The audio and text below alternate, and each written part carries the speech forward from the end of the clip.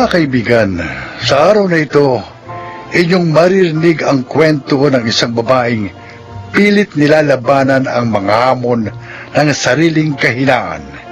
Siya ay si Erica.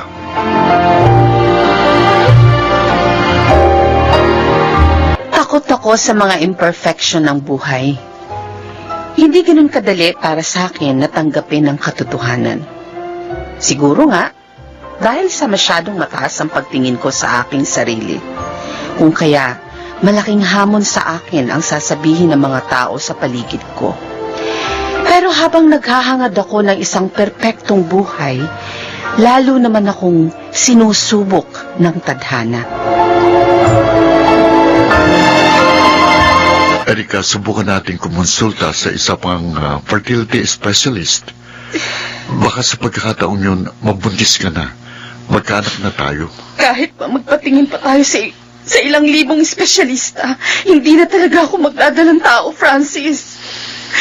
May damage ang fallopian tube ko, may tumubong tissue na kahit pa surgery, hindi masusolusyonan ang kondisyon ko. Baka pangyarihan ng pananampalataya. Huwag tayong sumuko sa pagdarasal. Naniniwala akong ipagkakaloob ng Diyos ang ating hiniling sa tamang panahon. Huwag na nating lokohin ang ating mga sarili. Maliwanag ang mga resulta ng mga test na isinagawa sa akin ng mga doktor. Maog ako! Maog! Maog! Maog!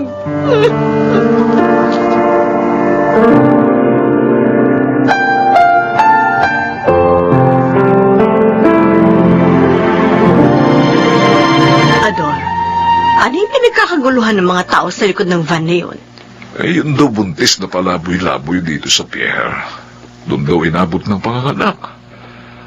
Ako, mabuti na lang daw at may napadaang isang estudyanteng nurse. Kaya yun ang nagpapaanak sa babae sa kasalukuyan.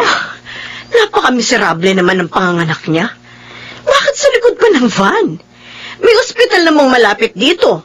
Bakit hindi siya doon itinakbo ng asawa niya? Eh, wala raw nga ang asawa. Naku, malamang na buntis lang yan ng kung sino dito sa Pierre. Halika. Tingnan natin. Halika. Ano? Naku, Ellen, pwede ba? Umuwi na tayo. Pagod na ako sa maghapong pagkakarga ng mga kargamento sa barko. Gusto ko na magpahinga. Saka ano ba mapapala natin sa pakikiusyoso sa babaeng yun na nakakalang, ha? Basta halika na. Ano? Sisilipin ko lang naman eh. Uuwi na tayo pagkatapos.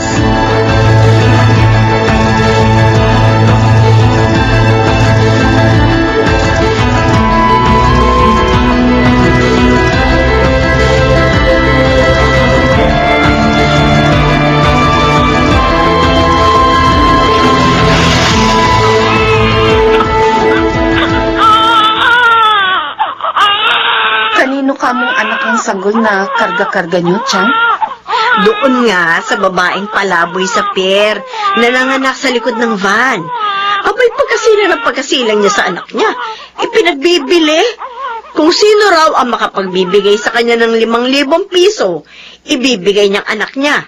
Nagkataong kasasahod lamang ng tsuador mo. Kaya iniabot ko kaagad sa kanya yung 5,000 piso. Pero, ano pong gagawin niyo sa sanggol na yan? Binili ko talaga siya para sa iyo, Erica. Para sa inyo ni Francis. Binili niyo para sa amin ni Francis? Chang, naguguluhan ho ako sa mga sinasabi niyo. May kaibigan ako sa social welfare. Matutulungan niya tayo sa adoption papers. Siya na bahala sa lahat. Wala ka nang aalalahanin pa. Kaya kunin mo na ang sanggol na babaeng ito, Erica. Pero, Mula ngayon, ikaw na ang kanyang ina.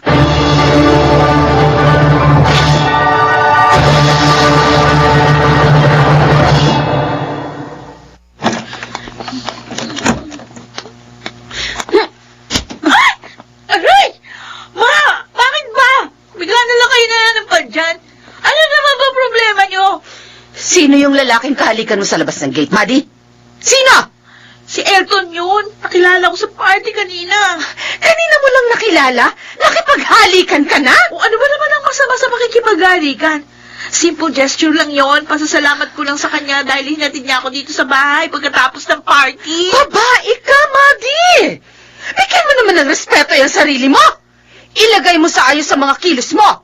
At higit sa lahat, bigyan mo naman ako ng kahihiyan sa mga ginagawa mo. Ay, na naman kayo sa pagiging perfectionist nyo.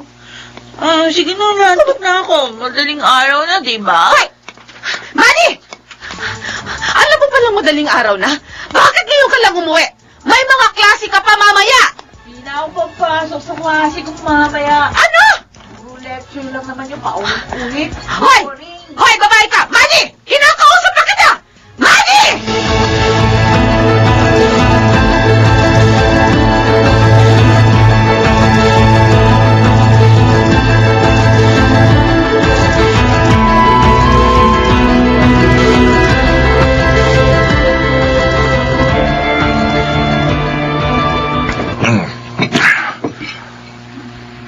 Alam mo bang kaninang madaling araw na papauwi ako parang namataan ko si Maddie na palakad-lakad sa may highway eh.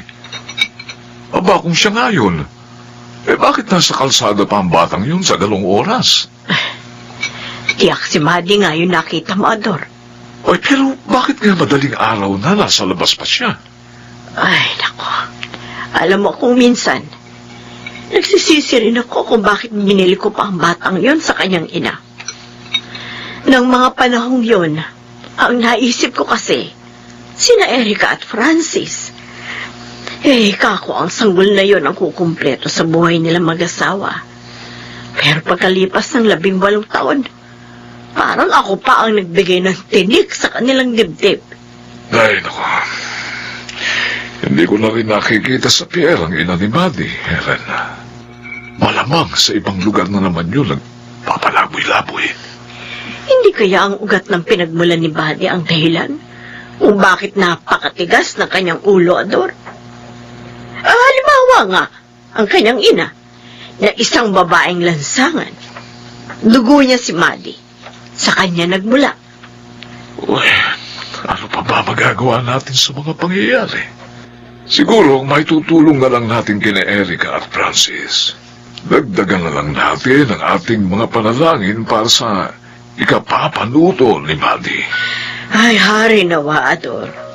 Hari nawang matutunan nga ng batang yon ang tamang landas na siya namang itinuturo sa kanya ng mag-asawa.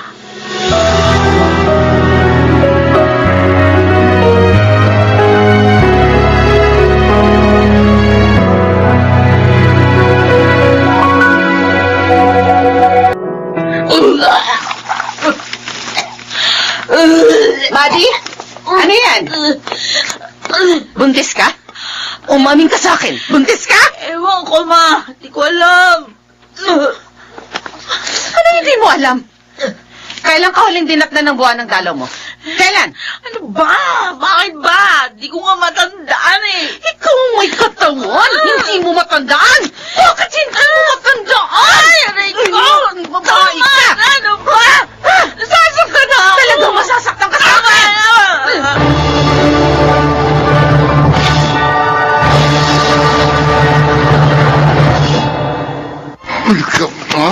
Sir, sandali. Hindi po ako nakabuntis kay Maddie.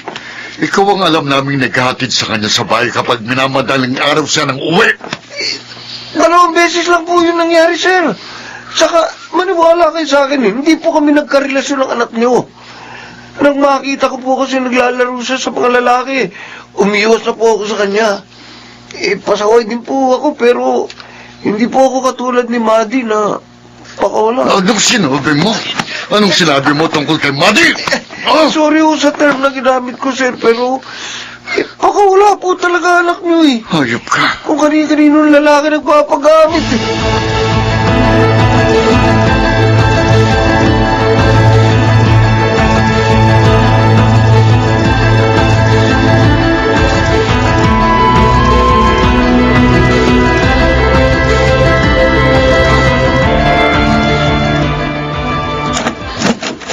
Buddy? Oh, kumain ka na. Wala kaninang umaga, hindi ka pa lumalabas ng kwarto mo. Di ako nagugutom, ha? Pero yung sanggol na gumagalaw dyan sa loob ng sinapupunan mo, tsak na gutom na yan. Sorry. Naging suwail ako. Wala akong sinunod isa man sa mga pangaral mo. Wala akong pinakinggan, kundi ang sarili ko. Madi, anak. Patawarin mo rin ako dahil napagbuhatan din kita ng kamay. Nasaktan kita sa kawalan ko ng pagtitimpi. Pero gusto kong malaman mo, walang nababago sa pagmamahal ko sa'yo. At sa kagustuhan kong maiwasto ka pa rin ng landas. Galit na galit ako sa sarili ko, Ma. Galit na galit ako sa sarili ko. Isisilang mo ang sanggol na dinadala mo. Kasama ang papa mo. Magkakatuwang natin siyang aalagaan at palalakihin.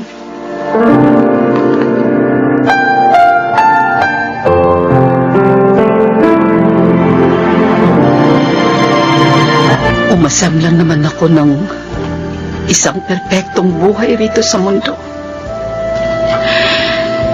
Mula sa sarili ko hanggang sa mga taong nasa paligid ko. Hinihingan ko ng kapaliwanagan ng mga nangyayari. Pero nang hindi tayo biyayaan ng anak, nang dumating sa buhay natin si Madi, mas naging madali para sa akin na tanggapin ang mga nangyayari sa realidad. Ang mahalaga, Erica, hindi tayo sumusuko sa ating mga kahinaan. Gayon din sa kahinaan ng mga taong minamahal natin. Yung mga naganap sa atin, ang mga yun ang nagmulat sa akin sa higit pang pagtanaw sa pananampalataya at pag-asa upang lubusan akong makalaya mula sa mga hinanakit at harapin ang mga katotohanan ng buhay.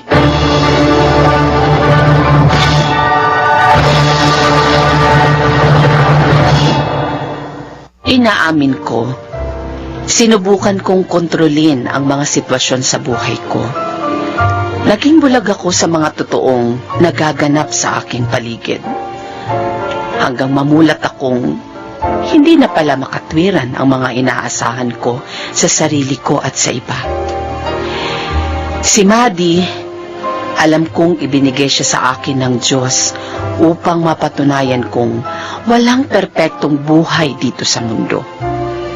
Pero magiging kumpleto ito sa pamamagitan ng katapatan sa sarili, pagmamahal na walang hinihintay na kapalit, at malalim na pananampalataya sa nasa itaas. Ako si Erica, at ito ang aking buhay. Sa Diyos pa rin nagmumula ang ating kagalingan mula sa kabiguan. Tulad ng katotohanang siya pa rin ang tumutugon sa ating kahilingang kapanatagan, tapang at gabay sa anumang hamon ng buhay.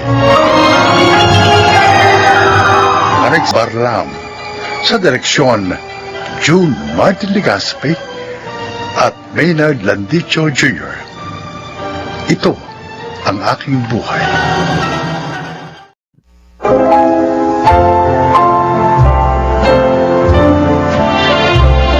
Magandang araw po mga giliw naming tagapakinig.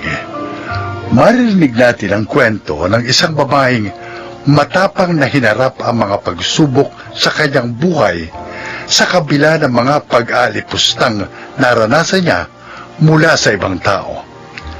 Siya ay si Margie. Unang boyfriend ko si Dexter, at ika nga nila, head over heels ako sa kanya. Hanggang sa puntong halos halikan ko na ang kanyang mga paa. May paramdam ko lang na mahal ko siya.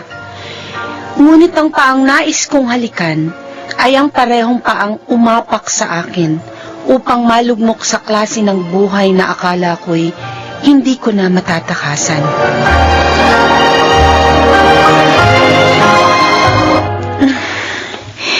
Mahihiga muna ako. Ilong-ilo na talaga ako. Ay, kung alam ko lang na ganito pala kahirap ang magbuntis. Margie! Ako, si Mama. Ano ba yan, ha? Tanghali na eh. Nakahilata ka pa dyan. Bakit ano ka nung sa sarili mo, Donya? Ma, kasi nahihilo po ako Naku, eh. ang dami-daming huhugas ang mga pinagkainan sa kusina. Hindi mo man lang mahugasan. Yung maruruming damit ng anak ko, ilang araw na nakatambak. Hindi mo man lang maisalang sa washing machine. Aba, prinsesa ka ba rito? Ha? Ma, Ano kasi sa'yo? Tumayo ka dyan. nahihilo nga po ako. Sinungaling ka. Ang sabihin mo, tamad ka. Ay, ewan ko ba doon sa anak kong yon kung bakit sa dinami-dami ng babae na pwedeng buntisin eh, ikaw pa yung napili. Tamad, walang alam sa mga gawain sa bahay. Eh, baka kung kayo lang ni Dexter, eh, mamatay sa gutom ang anak ko sa'yo. Wala kang kwenta.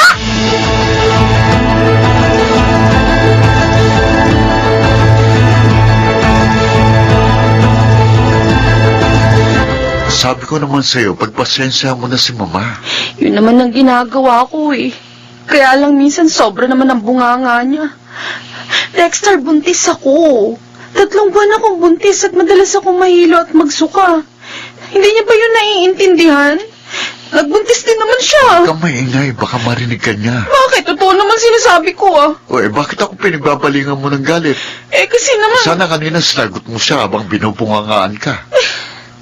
Tiisin mo na lang.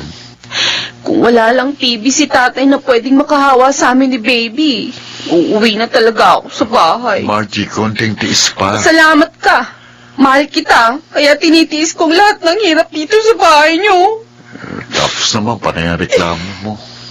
Sorry na. Promise, magtitiis ako. Magtitiis ako para sa'yo.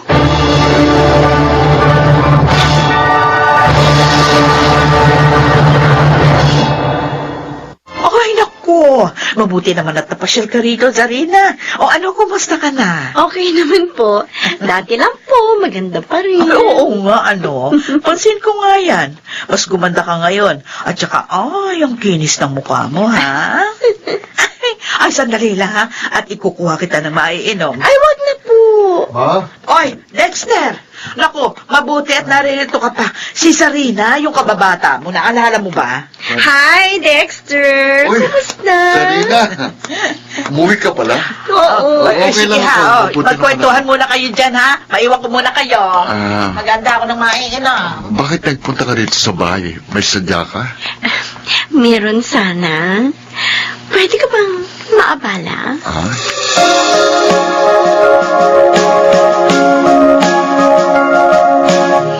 Ilang araw mo nang ipinagdadrive yung babaeng yun. Tapos madalas hindi ka nakakauwi kong gabi. Saan ba kayo nagpupunta? Kasi hindi pa siya marunong mag-drive, kaya ako na muna ang pinagmamaneho niya. Mabuti na ito, may kita pa. Ang tanong ko, saan kayo nagpupunta? Ha? Paano kapag hindi ka umuwi? Saan ka natutulog? Sa ano? Sa sasakyan. Talaga? Teka nga, pinagdududahan mo ba ako? Tinatanong ko lang. Gusto ko lang malaman kung nakakatulog ka ng maayos. Ay, pagod ako, Margie eh. Sige, patutulog na muna ako. Gisingin mo na lang ako kapag manananghalian na, ha? Sige.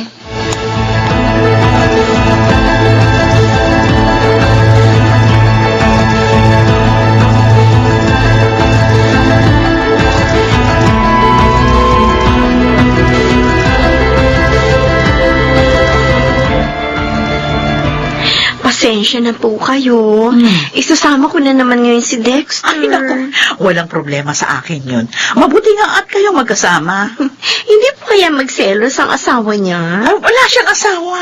Single ang anak ko. Pero, di ba po nakatira na rito sa inyo yung babaeng nabuntis niya? Nako, etong sasabihin ko sa'yo, ha.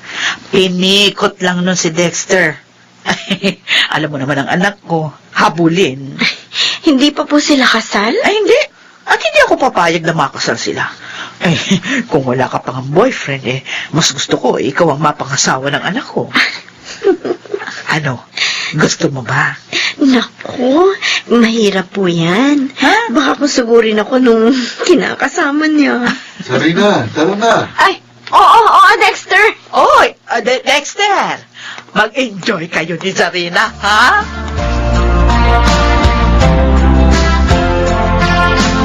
Ano? Anong sinabi mo, Margie? Ang sabi ko po, sumusobra na kayo. Hoy! Huwag mo ko pagtataasan ng boses, maldita, ha? Dinig na dinig ko kayo kanina habang inirereto niyong anak niyo sa babaeng yun. At ano pa yung sinasabi niyong pinikot ko si Dexter? Ah, bakit? Totoo naman yun, hindi ba? Nuno kayo ng kasinungalingan. Ba't ako lang yan to? Halika nga rin. Aray ko! Akala mo ba, ha? Dahil butis ka, urungan kita, ha? Aray ko! Aray ko! Aray, Ang aray, tiyan ha? ko! Huwag mo akong kakalabanin dahil hindi mo kilala! Hindi mo kilala ang kinakalaban mo!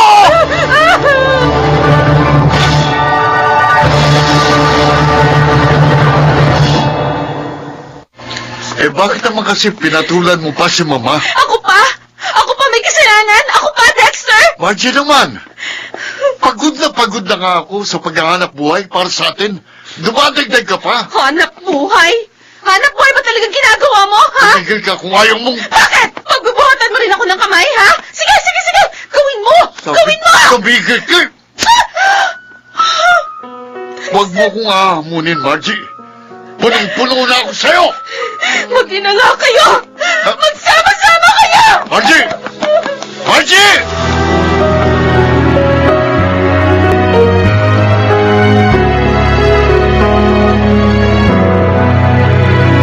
O anong plano mo ngayon?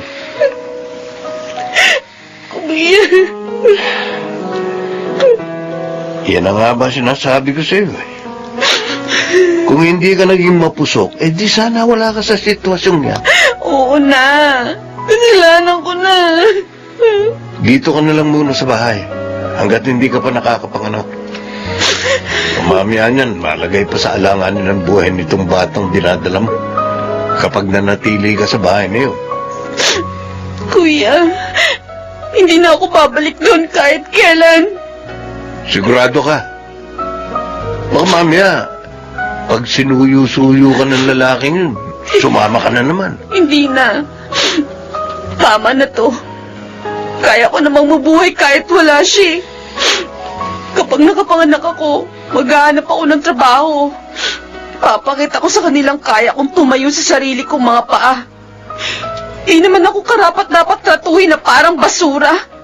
Babae ako. Tao ako. Kung hindi nila ako kayang tratuhin ng maayos, ano pang dahilan ng pagtitiis ko?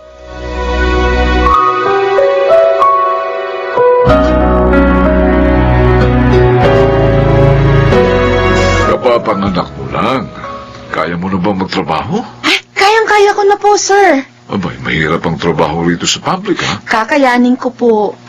Sigurado ka? Opo, huwag po kayong mag-alala sa akin. Single mother ka ba? Opo, sir. Kaya kailangan ko pong magdoble kayo dahil kung hindi, magugutom mo ang anak ko. O eh, sino mag-aalaga sa anak mo kapag nagtatrabaho ka? Yung hipag ko po.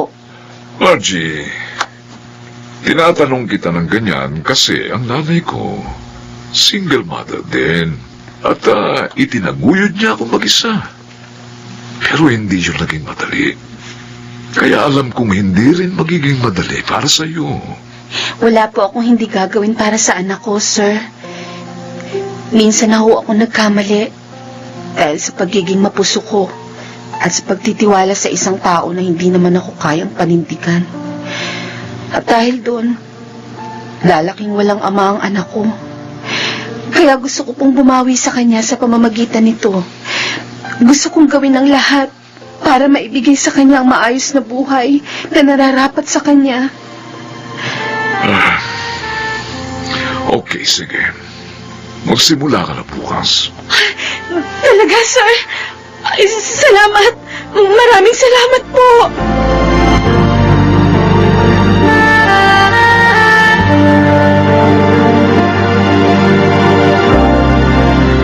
Oh, may bisita ka. Sinong... Maiwan ko muna kayo. Anong ginagawa mo rito? Margie, Bakit? Si Mama, Bakit ang nangyari sa mama mo? sabi ng doktor, may daning ng buhay niya. Eh ano ngayon? Margie, 5 taon na mula nang umalis ka sa bahay. Mula nang magkahiwalay tayo. Baka pwedeng patawarin mo na si Mama. Sabi ng mga tiyahin ko, maaaring nakakadagdag pa sa paghihirap niya ngayon ang galit na nararamdaman mo sa kanya. Kaya sana mapatawad mo na si Mama. 5 taon na ang nakalilipas. Pero kung magsalita ka, parang palagi akong may utang sa inyo. Parang palaging ako ang may kasalanan. For your information, napatawad ko na matagal na ang mama mo. Pati ikaw. At kahit ni minsan, hindi kayo humingi ng tawad sa mga ginawa niyo sa akin. Baka naman pwedeng bisitahin mo siya para gumaan ang pakiramdam niya. Naaawa na ako sa kalagayan ng Mama. Hoy, Dexter! Ang kapal naman ng mukha mo. Nung lumayas ako sa inyo, ni minsan ba sinilip mo ang kalagayan namin ng anak ko? Ha? Nag-alala ka man lang ba kung kumakain kami? Ni anino mo nga hindi ko nakita eh. Tapos ngayon, gusto mong suyuin ko ang nanay mo? Kung naghihirap man siya ngayon, hindi yun dahil sa akin, kundi dahil sa kanya. Umalis ka na rito. At uulitin ko, pinatawad ko na kayo. Maayos na buhay ko. Kung may dapat man kayong gawin, yun ay humingi ng tawad sa Diyos at hindi sa akin.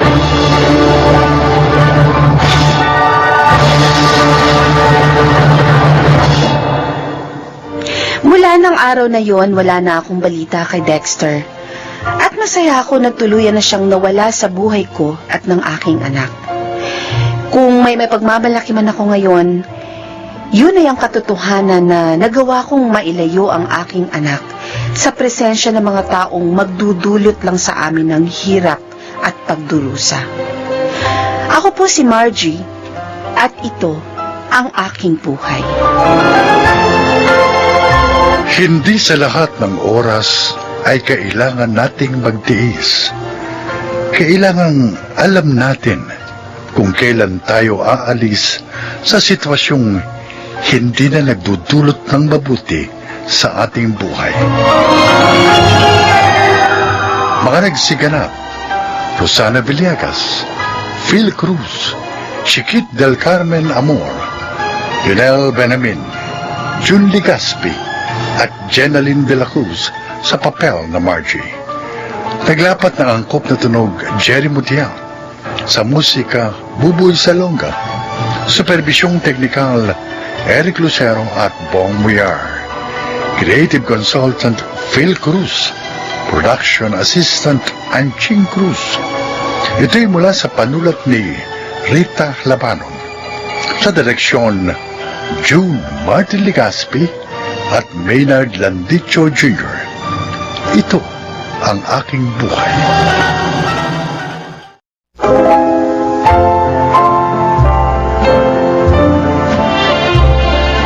Magandang araw po mga kaibigan. Maririnig natin ang kwento ng isang dalagang nabuhay sa anino ng ibang tao at kung paano niya sinubukang baguhin ang kanyang kapalaran. Siya ay si Juliet.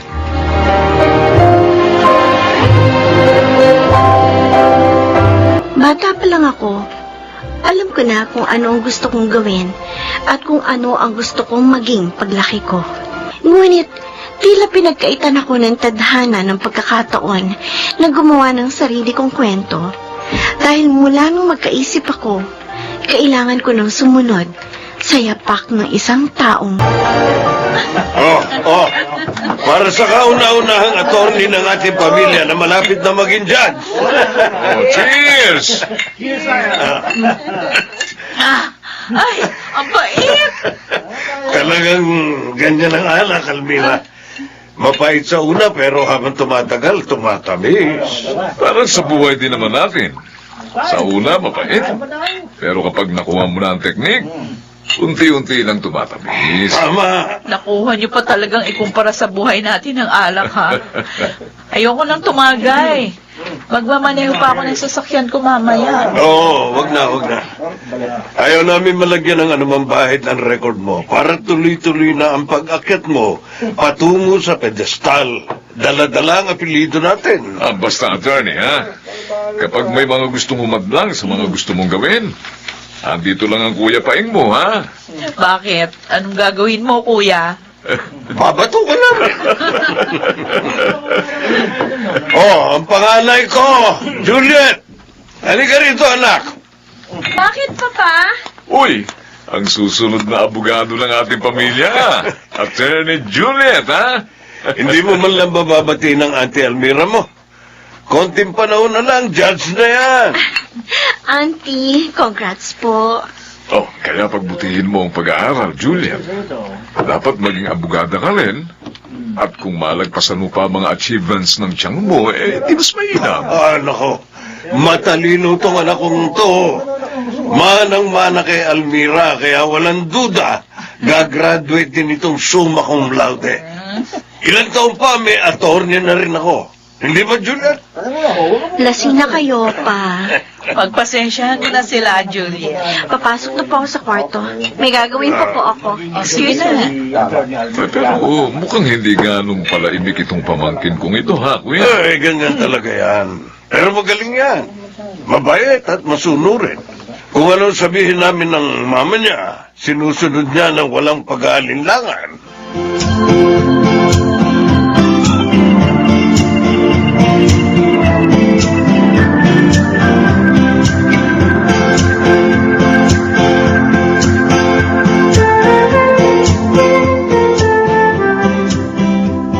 Rap, asan yung libro ko?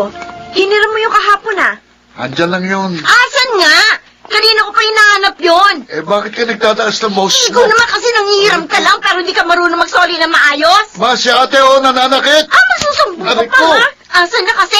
Hanapin mo, ibalik mo sa akin. Na! Hoy, Nilagay mo lang dyan sa mesa mo eh. So wala nga eh, hanapin mo. Na nga eh. Hoy, tama na yan. Ano yan? Kakainis to. Ano, wala na bang ilalakas yung mga boses nyo, ha?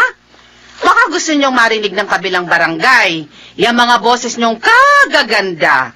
Si ate kasi ako na naman ang pinagbabalingan ng galit siya sa mundo. Juliet, ano na naman bang problema mo? Andiyan kasi si ate Almira eh. Umiinit lagi yung ulo niyan kapag narito si auntie. O kaya pinag-uusapan niyo siya. Kung ano-ano yun yung sinasabi mo eh. Pwede ba hanapin mo na yung libro? Juliet! Na nga eh. Kapag hindi mo hinahanap yung madda ka sa akin!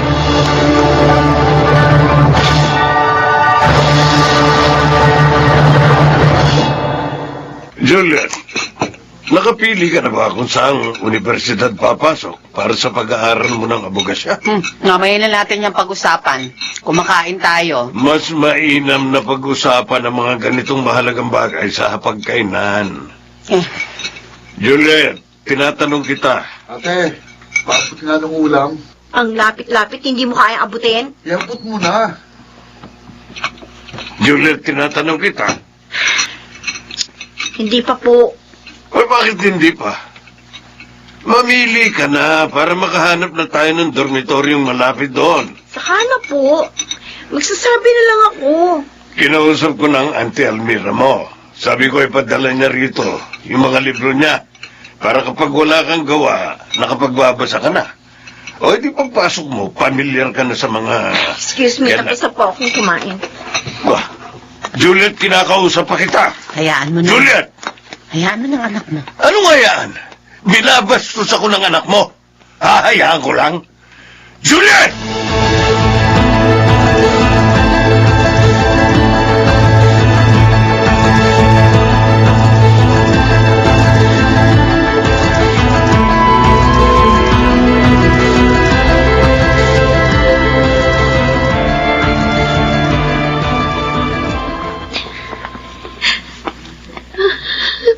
Juliet, Ma, bakit po? pagpasensyahan mo ng papa mo. Yan naman lagi yung sinasabi niyo kapag napagsasabihan ako ni Papa. Ma, mula na napapaisip ako. Pinagpapasensyahan ko na si Papa. Konti na lang. Kapag nakapagtapos ka ng abogasya, maaari mo nang gawin ang gusto mo. Maaari ko nang gawin ang gusto ko? Hihintayin ko pa maging abogada ako bago ko magawa ang gusto ko? Wala tayong magagawa. Kailangan nating sundin ang kagustuhan ng papa mo. Ma! Kailan ba darating ang panahon? Ipaglalaban mo naman ako. Kailan darating ang panahon na ipaglalaban mo ako kay Papa? Noon pa, alam mo, ayoko maging abogado kagaya ni Auntie. Asawa lang ako. Kailangan ko magpasakop sa papa mo. Ano pa nga bang aasahan ko sa inyo? Juliet, Kung hindi nyo kaya, ako ang gagawa. wag na wag mong susuwayin ng papa mo. Bakit hindi? Ma, ang buhay ko to. Oo, pinag-aaral niya ako. Pero hindi ibig sabihin nun, may karapatan na siyang diktahan ako. May sarili rin akong pangarap. At yun ang aabutin ko. Tapos na ang pagiging sunod-sunuran ko kay Papa.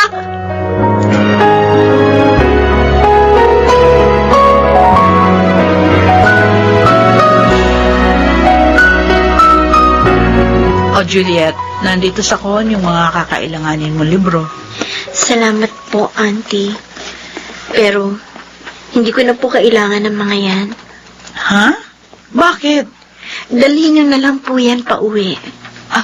Anong ibig mo sabihin? Hindi po ako kukuha ng abogasya. Hindi ko po yan magagamit. Almira, Kuya? ito na ba yung mga libro? Juliet, ayusin mo na ito sa bookshelf. Ayaw niya nga tanggapin. Ano? Sinabi ko na po sa inyo, ayoko maging abogado. Ayoko sumunod sa yapak ni Auntie Almira. Ayoko magbasa ng mga libro niyan. Ayoko na mabuhay sa anino ng ibang tao. Juliet! Kuya, wag. O sige na, Juliet. Mag-uusap muna kami ng papa mo.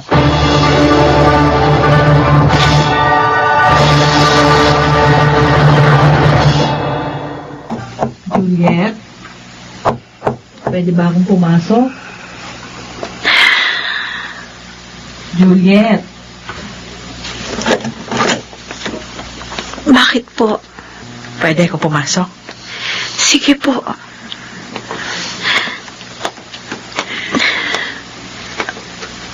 Sabi mo sa akin ang totoo. Talaga bang ayaw mo? Ay, Juliet. Gumaya ka sa Auntie Almira mo. Dapat marami ka rin makuha medals gaya ng Auntie Almira mo. Dito ka mag-aral kasi dito nag-aral ang Auntie Almira mo. Mag-abogado ka gaya ng Auntie Almira mo. Auntie! Mula noon, ikaw na ang bukang bibig ng pamilyang ito. Oo, proud ako na may tiyahin akong kagaya mo.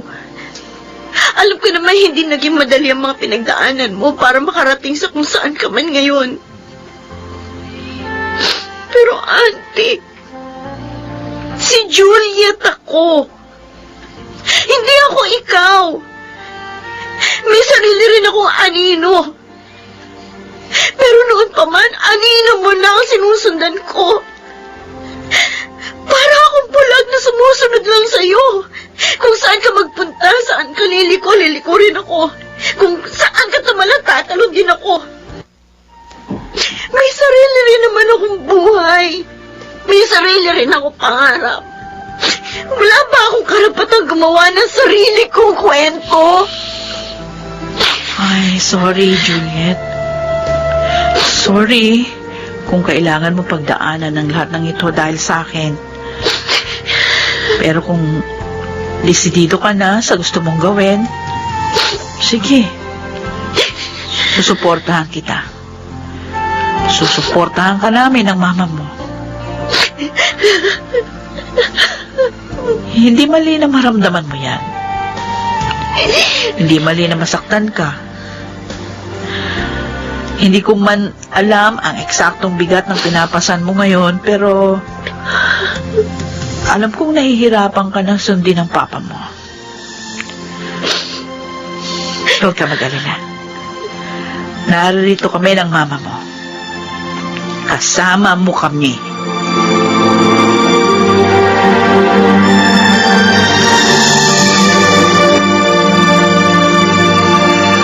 Sana dito ka na lang sa mga universidad malapit sa atin kumuha ng nursing. Ma, hindi po ako matututong lumipad kung hindi ko ilaladlad ang pakpak ko. O siya, sige. Pa, aalis na po ako.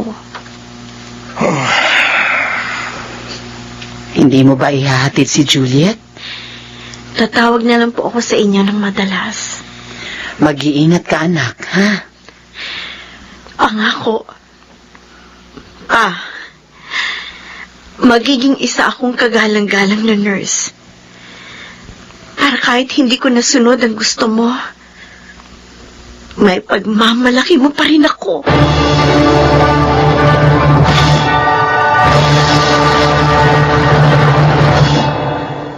Makalipas ang 4 na taon, bumalik ako sa bahay bilang isang registered nurse. Hindi ko man nakitang ipinagbunyi ako ni Papa, gaya ng nakikita ko noon tuwing may mga tagumpay na nakukuha si Auntie Almira. Pero alam kong proud siya sa akin. Hindi lamang dahil sa narating ko, kundi dahil natuto akong ipaglaban ang gusto ko. At sa huli, maaari niya pa rin akong naipagmalaki. Sa mga kagaya kong may nais abuting pangarap, huwag ninyong hahayaang diktahan kayo ng iba. Ako po si Juliet, at ito ang aking buhay. Hindi masamang piliin at ipaglaban ang mga nais nating gawin, lalo na kung magiging daan ito upang tayo ay matuto at maging isang mabuting tao. Makarag siganap, Rosana Villegas, Jenaline de la Cruz, Lionel Benamin, Phil Cruz, June Ligaspi, at Chiquit del Carmen Amor sa papel na Juliet. Naglapat ng angkop na tunog Jerry Mutiang, kamusika Buboy Salonga, supervisyong teknikal Eric Lucero at Bong Muyar, creative consultant Phil Cruz, production assistant Anching Cruz. Ito'y mula sa panulat ni Rita Labanon, sa direksyon June Martin Ligaspi at Maynard Landicho Jr. Ito ang aking buhay.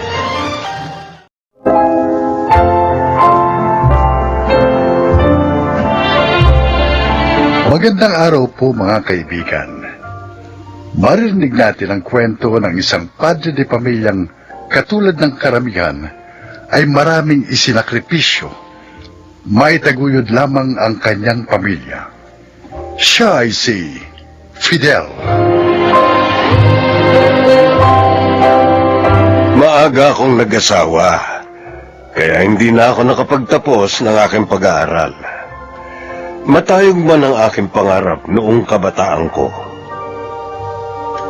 Ngunit nang nagkaroon na ako ng mga anak, mas pinili kong mangarap na lamang para sa kanila at hindi na para sa aking sarili. Tutal wala na rin akong kakayahang abutin ang pangarap na yon. O ate, paano ba yan? Mauna na ako sa isa pila. Bahala ka, buhay mo naman yan eh. Kung kami sana masusunod, mas mainam kung ang ate mo muna makapag-asawa bago ikaw, Eme. Kaya lang, wala naman tayo magagawa kasi wala namang kasintahan ng ate mo. At wala ring manliligaw. Uy, grabe naman kayo sa akin. Kasi naman ate, sabi ko sa'yo, lumabas-labas ka rin paminsan-minsan. Paano ka naman makakapag-asawa kung bahay at opisina lang yung pinupuntahan mo? Sa opisina nyo, Palay naman may asawa yung mga lalaki doon. Wag mo na nga akong pinakikialaman. Wala naman akong problema kung mauna ka sa akin na mag-asawa. Concerned lang kami sa iyo kasi lahat na nga ng mga kapatid mo may asawa na. At tumatanda na kami ng tatay niyo. Ayaw namin na dumating ang araw na mawawala na kami sa mundo tapos may maiiwan sa inyo na mag-isa. Kasi naman ate, ikaw naman puro katrabaho. May pinag-iipunan ako, kaya subsub ako sa trabaho.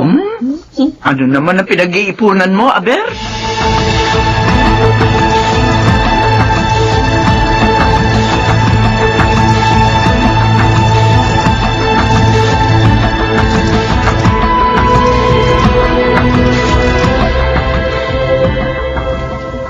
Para saan ito, Odessa? Para po sa inyo, Itay. Ay, napakalaking halaga naman ito. Bakit? Aanin ko ba ito? Magtapos po kayo sa pag-aaral. Ano? Sa edad kong ito? 50 anyos na ako. Bakit ho? May age limit po ba ang pag-aaral? Ayoko. Gamitin na lang natin to sa pagpapatayo ng negosyo o kung ano man ang mas mapapakinabangan natin. Huwag mo na akong pag-aksayahan pa ng pera. Tay, kung para sa negosyo, may pera ako para dyan. Ito ho, para sa'yo talaga ito. Anak, Tignan nyo nga itong dingding natin. Punong-puno ng diploma at mga certificates naming tatlo ni na Kuya Pom. Si Nanay may diploma rin. Tay, ikaw lang ang wala. sapat na sa aking may mga nakasabit kayong diploma dyan. Masaya na ako. Hindi ko na kailangan maghangad ng bagay na hindi naman para sa akin. Hindi lang ito para sa diploma. Alam ko may pangarap kayo noong kabataan ninyo. Kaya lang mas pinili ninyo magtrabaho kaysa magtapos. Dahil naririto na kami magkakapatid. Kailangan nyo kaming buhayin.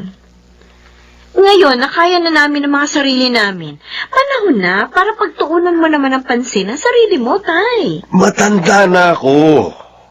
Pagtatawanan lang ako sa eskwelahan. Hindi. Paano kayo pagtatawanan? Kaibigan ko ang mga guro sa e-enrollan yung eskwelahan. Pero, Tay, pakiusap. Kahit man lang para sa amin.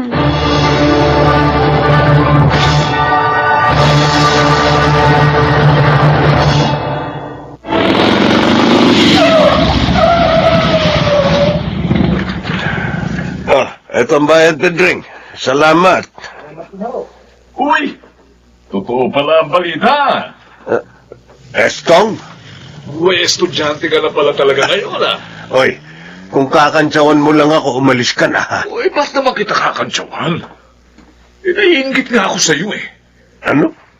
Naiingit ako sa'yo. Oh, ngayon. Uy, mabuti pa ang mga anak mo. Naalala kang papagtapusin ang pag-aaral. Nako, yung mga anak ko, hanggang ngayon may mga pamilya na. Sa akin pa rin umaasa. Kaya mapalad ka, Fidel. Ipagpasalamat mong may mga ganyan kang anak, ha? O ano? Kumusta ang buhay estudyante? Kwentawin mo naman ako. Sige na. Pumasok na muna tayo sa bahay. Baka may merienda doon. Samahan mo na ako magmerienda. Sige. Gusto ko yan.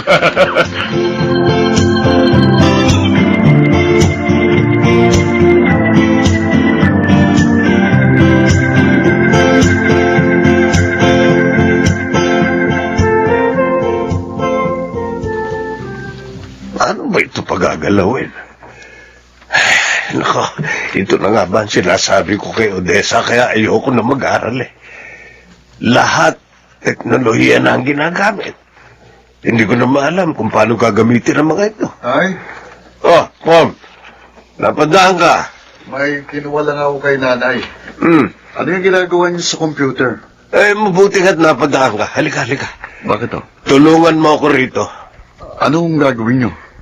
Hirap na ako rito. Paano ko ba ito pagagalawin? Ganito. Hawakan niyo itong mouse. Oh, Ito? oh. Ayan, oh. Di ba may tinuturo yan? Oh. Ang hirap na pala maging estudyante ngayon eh. Ay, mas mahirap magpalaki ng mga anak at magtaguyod ng pamilya. Pero nakaya nyo. Kaya imposibleng hindi nyo to kayanin. Tiwala kami sa kakayahan nyo.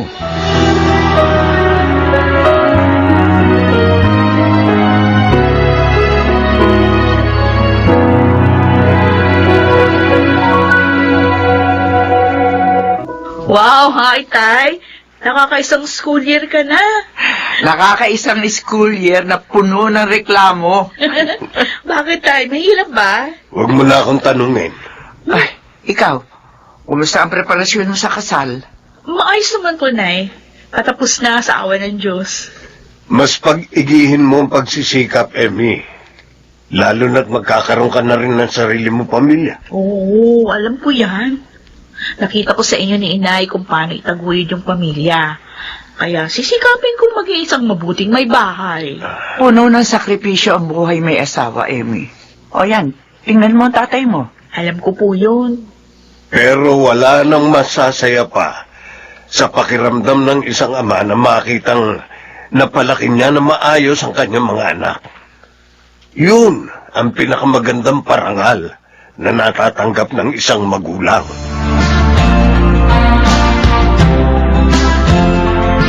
Tay? Kasal ni Emmy ngayon ah. Hindi ba nagpaalam ka na sa teachers mo? May bigla ang oral exam daw.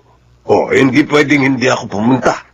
Ibabagsak ako ng profesor at baka mag-retake ako nitong subject. Gusto ko nga makagraduate ka agad, di ba? Ano oras po bang pasok nyo? 3:00. O 2:00 ang kasal ni Emmy. Oh, Ay, mabuti pa, magbihis na kayo. ano? Pagkatapos niyong ihatid sa altar si Emmy, ihahatid ko kayo sa eskwelahan. Baka hindi tayo Kaya makahabol. yan, Tay. Hindi pwedeng hindi niyo ihatid sa altar si Emmy. Tiyak na magtatampo yun. Magtiwala kayo sa akin. Ako ang bahala.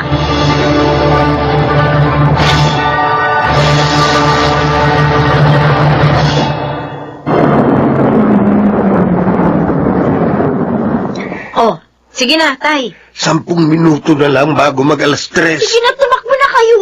Nakabarong pa ako. Okay lang yan. Sige. Galingan niyo, Tay, ah! Oo. Bakit ba ako naiiyak? Ay, Diyos ko. Salamat at biniyayaan mo kami ng amang kagaya ni tatay. Kung hindi dahil sa kanya, wala kami kung nasaan man kami ngayon. Kaya hanggat kaya namin, susuportahan namin siya hanggang sa matupad niyang kanyang sariling pangarap.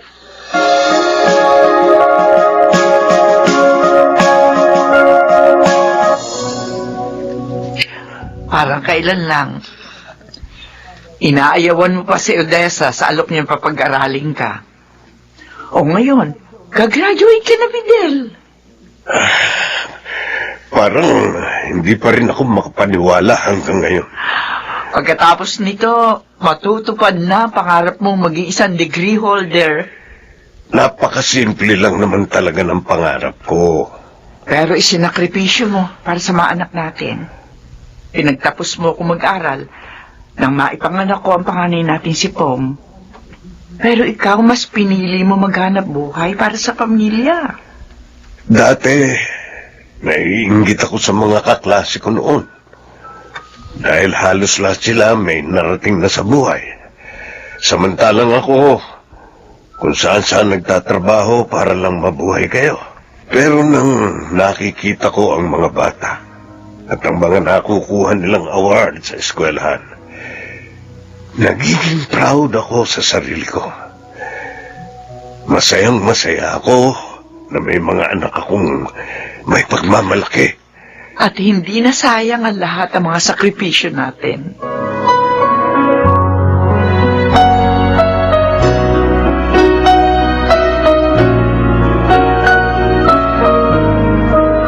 Uy, Emmy, Ano? ayusin mo naman itong damit ko. Si Kuya naman, oh. Magkatakin lang ng polo, eh. Oh, ayusin mo dito sa likod. Hindi ko kasi makita. Paano? Kanina pa kayo dyan sa salamin. Baka nasa graduation na ni tatay si Mr. Wright, kaya kailangan ko magpaganda. Ewan ko sa'yo.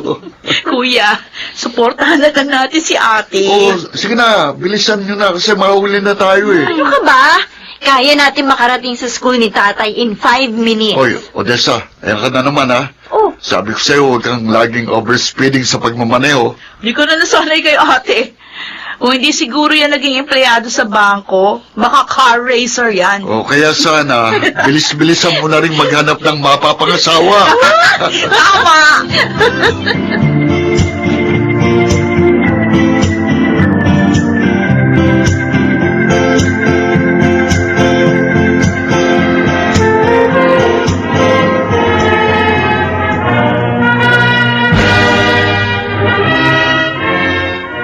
Oh, ayan na! Ayan na!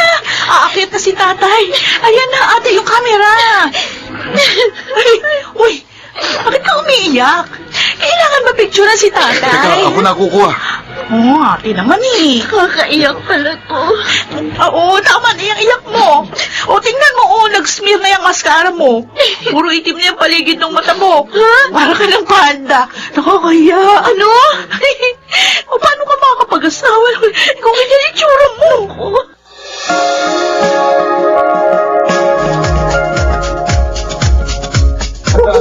Mga anak, graduate na tatay nyo.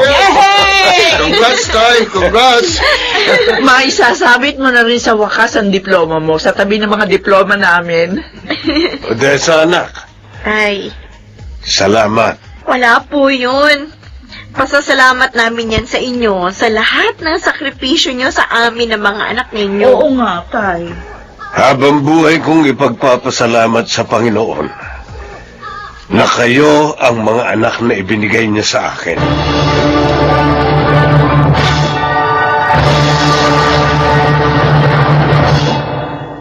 Para sa iba, isa lamang papel ang diploma. Pero para sa akin, ito'y isang parangal na hindi kailanman matutumbasan ng kahit anong salapi o anumang material na bagay. Ang aking diploma ay patunay na ni minsan hindi ako nagkamaling pinili kong maging isang padre de pamilya. Ako si Fidel. Ito ang aking buhay. Bagamat minsan matagal, subalit lahat ng sakripisyo natin ay may kapalit na biyaya mula sa may kapal. Mga nagsiganap, Chiquit del Carmen Amor, Rosana Villegas, June Ligaspi, Phil Cruz, Susan Robles, at Lionel Benamin sa papel na Fidel. Naglapat ng angkop na tunog, Jerry Mutia, sa musika, Buboy Salonga, supervisyong teknikal, Eric Lucero at Bong Villar, creative consultant Phil Cruz, production assistant Anching Cruz. Ito'y mula sa panulat ni Rita Laparon, sa direksyon June Martin Ligaspi at Maynard Landicho Jr. Ito ang aking buhay.